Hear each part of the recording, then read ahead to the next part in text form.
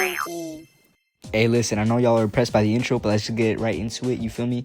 So, this game is fucking trash, alright? Cyberpunk Nexus, this shit is ass, you know, you read the fucking thumbnail. I know this shit's in its testing phase, you know, I don't care, okay? I don't care, you know? Stuff needs to change, alright? So let's start off with, I'm not even gonna lie, these crazy-ass NPCs, bro. Like, what are we doing? What are we doing, bro? Like, are you seeing this footage? I'm being chased down by an NPC, and mind you, in this game, right? Anything kills you, bro. Like, you could be hit by some dude just like randomly just hitting you once, and you could really just fall on the floor and die.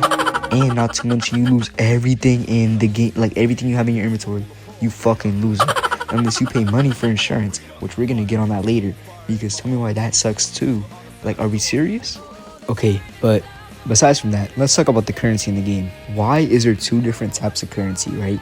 If it wasn't bad enough that to get a Sandevistan or any good bits of cyberware in this game, you had to genuinely grind around the map would find you. Again, you could lose everything.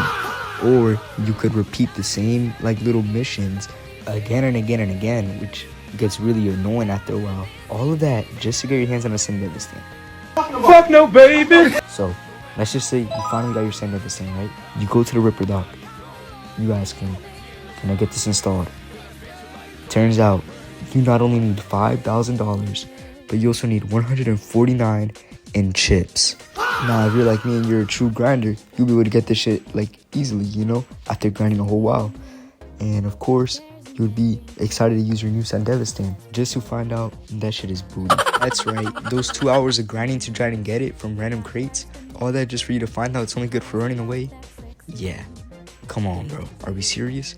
Like, that's just disappointing, bro. Like this game is really butt. And don't let me get started on insurance, bro. But Peemonkey, if there's insurance and you could get your stuff back, why are you hating on this game? It just came out. This is why we can never have good things, Peemonkey. Now, that would be all fine and handy. But do you want to watch what happens when I try to get one of my Sandevistans back after I put insurance on it? Yeah, that's right.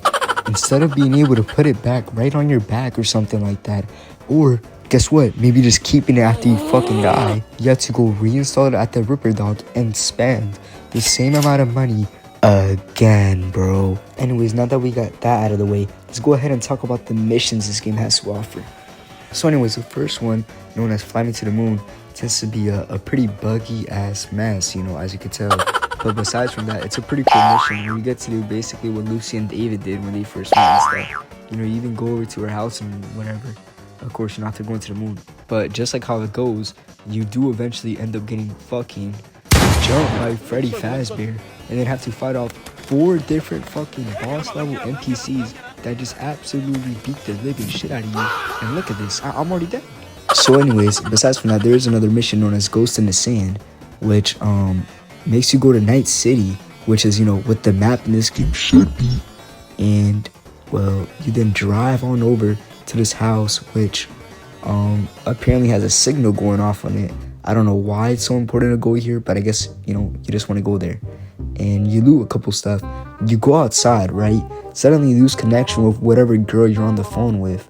And then you get fucking your ass whooped by lore accurate David Martinez and his cybernetic skeleton, bro. And you know, I don't know who the design is for, but this is genuinely an impossible boss fight, bro. Like, look at me genuinely trying to beat him. Mind you, this is like my 3rd attempt. It's just impossible, bro. Like, are we serious? But anyways, besides from that, if you guys want the final score of this game, in my personal opinion, it would be like a 6 out of 10. Honestly, this game has a lot more potential than it lets on, and due to the fact that the developers are constantly updating this version of it, it's safe to say it'll stay up for like a while longer. So if the devs are watching this video, please, bro, please listen to what I say, bro. Please.